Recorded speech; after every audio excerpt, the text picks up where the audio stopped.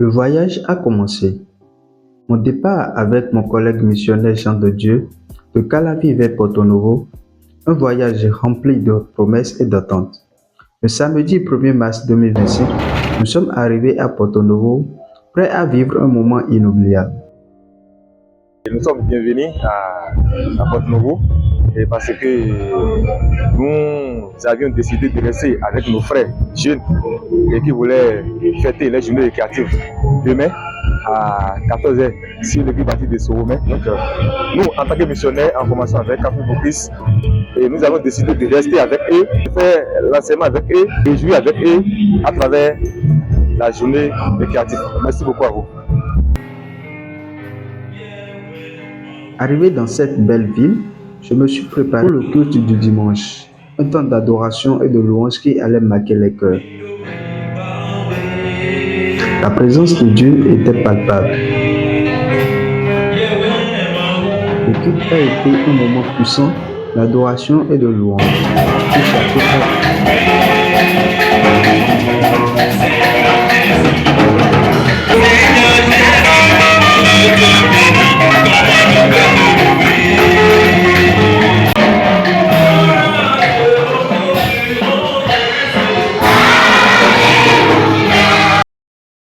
Après ce temps spirituel, j'ai pris un moment pour me reposer, tout comme les jeunes qui se préparaient à vivre la journée récréative à venir. Comme vous le savez qu'aujourd'hui c'est la journée récréative des jeunes de l'église baptiste de Soromé. Nous sommes déjà sur le temple. Nous sommes présents, donc nous attendons les jeunes qui continuent de venir massivement et en pleine forme. Nous allons commencer tout à l'heure maintenant avec des bonnes choses. Le dimanche 2 mars 2025 restera gravé dans nos cœurs.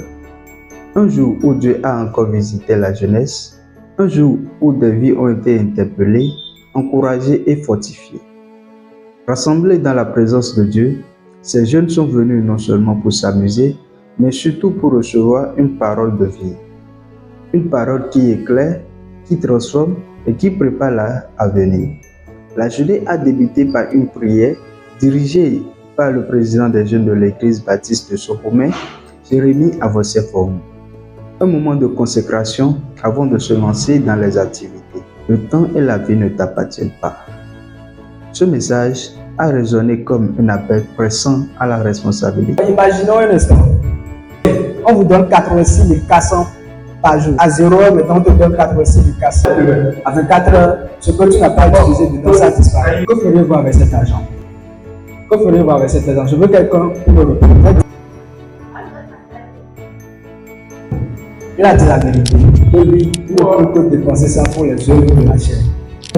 Je suis là de vous dire, c'est une manière de dire que vous êtes méchant. Si vous êtes ami avec quelqu'un, vous avez la grâce, mais vous ne pas bien. Je vous dis que le livre d'Ecclésiaste, le chapitre 2, verset 1, nous appelle à nous responsables. Aujourd'hui est le moment de bâtir, d'apprendre, de se former et de grandir avec Dieu. Car demain appartient à ceux qui se préparent dès maintenant. Avant ça, je vais vous lancer un défi pour cette semaine. Dans la semaine, vous allez essayer de faire une liste des choses qui vous font distraire, des choses qui font que vous n'arrivez pas vraiment à atteindre vos objectifs. Par exemple, si tu dis dans cette journée, je vais faire ci, tu n'arrives plus à le faire. Tu vas faire la liste et tu vas essayer, tu vas prier Dieu pour t'aider vraiment à éviter ces choses et vraiment à atteindre tes objectifs comme cela se doit. Nous sommes des enfants de Dieu. Nous devons être différents de ceux du monde. Nous devons demander à Dieu de disposer nos cœurs pour vraiment comprendre celui qu'il est, de vraiment comprendre ce qu'il veut pour nous. Et tout à l'heure, en parlant, j'ai parlé de je suis en train d'écrire un livre. Et j'ai parlé aussi de mes pages. J'ai déjà fini d'écrire le livre, c'est à la maison de l'édition. Et nous sommes en train de faire la publicité du sorti déjà. Donc là, mettez ça dans vos prières.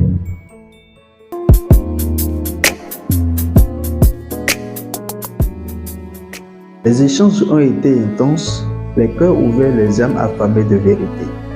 À travers des témoignages, des questions et des réflexions profondes, nous avons compris ensemble que chaque instant est une opportunité précieuse que nous devons saisir avec sagesse.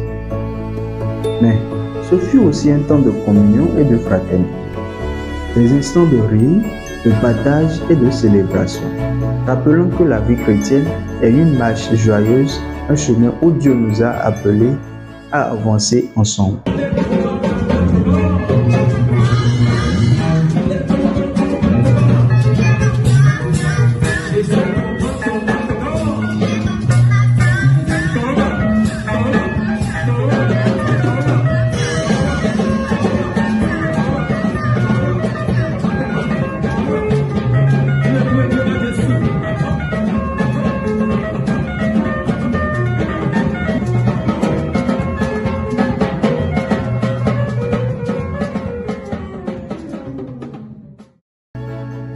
Nous sommes repartis avec une nouvelle détermination, celle de ne pas gaspiller notre jeunesse, mais de l'investir dans le royaume, car c'est maintenant. Et nous voulons être des intendants fidèles de notre temps et de notre vie. Que Dieu bénisse cette jeunesse, que ces graines semées portent du fruit en abondance. Et que chacun se souvienne toujours, le temps et la vie ne t'appartiennent pas. Alors, vis avec sagesse, vis pour Dieu.